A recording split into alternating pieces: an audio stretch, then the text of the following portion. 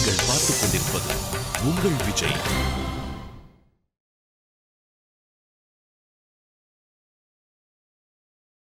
அன்புள்ள விஜய் தொலைக்காட்சி நேயர்களே வணக்கம். இந்த நாள் என்ற இனிய நிகழ்ச்சியில் இன்றைய பஞ்சாங்க குறிப்பு.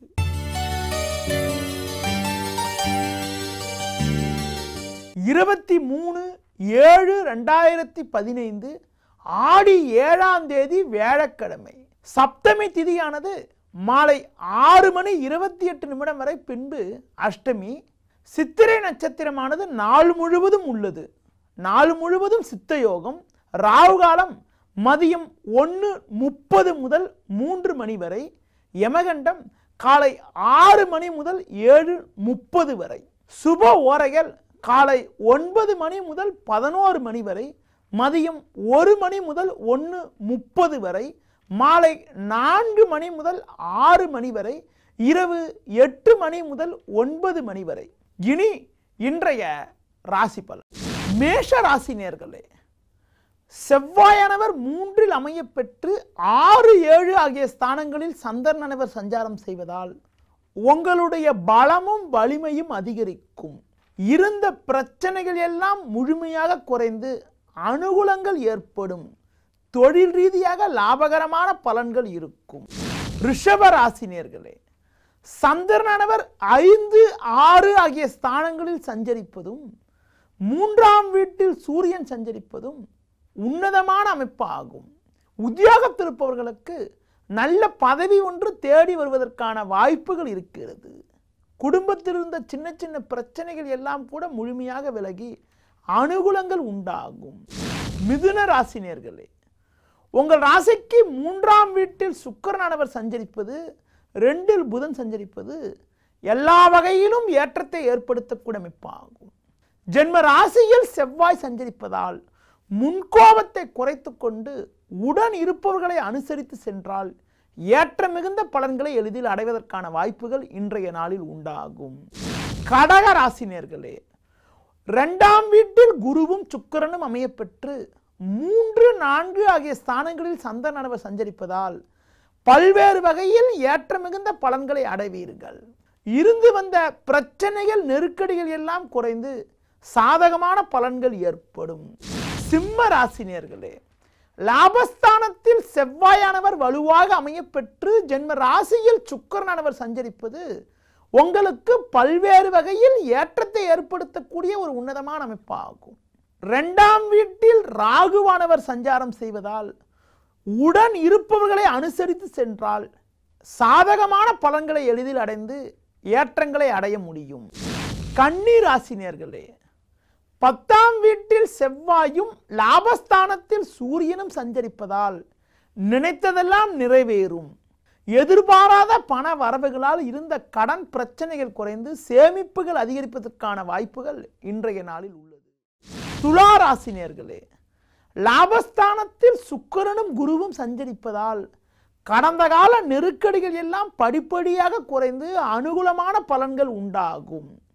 எதிர்பாராத வகையில் பண வரவுகள் ஏற்பட்டு, அது மட்டும் இல்லாமல் சிலருக்கு அரசு வழியில் கூட எதிர்பார்த்த உதவிகள் கிடைத்து மகிழ்ச்சி ஏற்படக்கூடிய ஒரு இனிய நாளாக இன்றைய நாள் இருக்கும். விருச்சிக ராசி நேயர்களே, சுக்கிரனானவர் 10இல் அமையப்பெற்று லாபஸ்தானத்தில் சந்திரனும் ராகுவும் சஞ்சரிப்பதால் சுபிட்சங்கள் தொடர்ந்தபடி இருக்கும். குடும்பத்தில் கணவன் மனைவியிடையே ஒற்றுமை அதிகரிக்கும். பிள்ளைகளால் கூட சாதகமான பலன்கள் ஏற்படுவதற்கான வாய்ப்புகள் இன்றைய நாளில் உள்ளது. தனுசு ராசி நேயர்களே, 10, 11 ஆகிய ஸ்தானங்களில் சந்திரனானவர் சஞ்சரிப்பது, 9இல் குரு சஞ்சரிப்பது எல்லா வகையிலும் ஏற்றத்தை ஏற்படுத்தக்கூடிய அமைப்பாகும். உங்களுக்கு 7ஆம் வீட்டில் செவ்வாய் சஞ்சரிப்பதால் கூட்டாளிகளால் சின்ன சின்ன பிரச்சனைகள் ஏற்படலாம் என்பதனால் உடன் இருப்பவர்களை அனுசரித்து சென்றால் ஏற்ற மிகுந்த பலன்களை எளிதில் அடைய முடியும். மகர ராசி நேயர்களே, உங்கள் ராசிக்கு 9, 10 ஆகிய ஸ்தானங்களில் சந்திரனானவர் சஞ்சரிப்பதால் தொழில் நிமித்தமாக லாபகரமான பலன்களை அடைவீர்கள். இருந்த மறைமுக எதிர்ப்புகள் எல்லாம் இருந்த இடம் தெரியாமல் முழுமையாக மறையும். உத்தியோகத்தில் இருப்பவர்களுக்கு புதிய வாய்ப்பு ஒன்று தேடி வருவதற்கான சூழலானது இன்றைய நாளில் உள்ளது. கும்ப ராசி நேயர்களே, உங்கள் ராசிக்கு 8 சஞ்சரித்த சந்திரன் இன்று மாலை 6:30 வாக்கில் 9ஆம் வீட்டுக்கு செல்ல உள்ளதால் காலை வேளையில் இருக்கக்கூடிய குழப்பமானது மாலைக்கு பிறகு படிப்படியாக குறைந்து மன அமைதியானது உண்டாகும். குரு கூட 7 இருப்பதால் பண வரவுக்கு எந்த விதத்திலும் குறை இருக்காது. நிதானமாக செயல்பட்டால் சாதகமான பலன்களை அடைய முடியும். மீன ராசினியர்களே, புதனானவர் பஞ்சமஸ்தானத்தில் அமையப்பெற்று 6இல் சுக்கிரன் சஞ்சரிப்பதால் பல்வேறு வகையில் அனுகூலமான பலன்களை அடையக்கூடிய ஒரு உன்னதமான அமைப்பானது உங்களுக்கு இருக்கிறது என்றாலும் இன்று மாலை 6:30க்கு பிறகு சந்திரனானவர் 8ஆம் வீட்டில் சஞ்சாரம் செய்ய இருப்பதால் தேவையில்லாத குழப்பங்கள் ஏற்படலாம் என்பதனால் எதிலும் சற்று நிதானத்தோடு இருப்பது, மற்றவர்கள் விஷயத்தில் தலையிடாமல் இருப்பது மிக மிக நல்லது. இனி ஜோதிட தகவல்.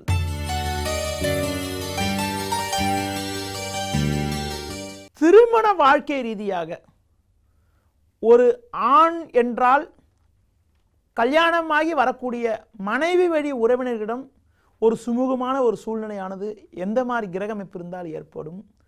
ஒரு பெண் என்றால் கல்யாணமாகி போகக்கூடிய ஒரு ஆணின் வீட்டிற்கு, கணவர் வீட்டுக்கு சென்றால் கணவர் வழி உறவினர்களால் அனுசரித்து போவாங்களான்னு பார்க்கின்றது போது கூட அதுக்கு கூட ஜாதக அமைப்பு மிக மிக ஒரு முக்கிய பங்கு வகிக்கிறது. ஒரு பெண்ணின் ஜாதகத்தில் 7ஆம் வீடு கலத்தரஸ்தானமாகும்.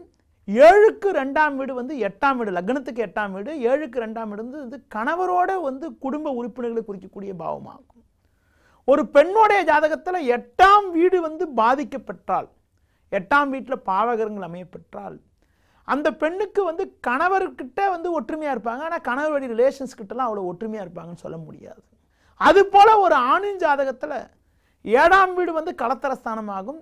லக்னத்துக்கு 8ஆம் வீட்டில் பாவகரங்கள் அமையப்பெற்றால் அந்த ஜாதகருக்கு வரக்கூடிய மனைவி கிட்ட ஒற்றுமை இருந்தாலும் மனைவி வழி ரிலேஷன்ஸ் கிட்டலாம் ஒற்றுமை இல்லாமல் பகையெல்லாம் ஏற்பட்டுடும். பொதுவாக பார்த்தீங்கன்னா ஒரு ஆணின் ஜாதகத்திலோ பெண்ணின் ஜாதகத்திலோ 8ஆம் வீட்டில் சுபகரங்கள் அமையப்பெற்றால் வரக்கூடிய வாழ்க்கை துணை மூலமாக ஏற்படக்கூடிய உறவுகள் ஒற்றுமையாக இருக்கும். அது மட்டும் இல்லாமல் 8ல் ஒரு ராகுவோ சனியோ அமையப்பெற்று அந்த ராகுவோ சனியோடைய திசை பார்த்தீங்கன்னா திசையோ புக்தியோ கல்யாணத்துக்கு பிறகு நடைபெற்றால் உறவினர்களுடைய ஒற்றுமை என்பது பாதிக்கப்பட்டு தேவையில்லாத ஒரு நிம்மதி குறைவெல்லாம் ஏற்படுவதற்கான வாய்ப்புகள் ஏற்படுகிறது. மீண்டும் நாளை காலை சந்திப்போம். நன்றி.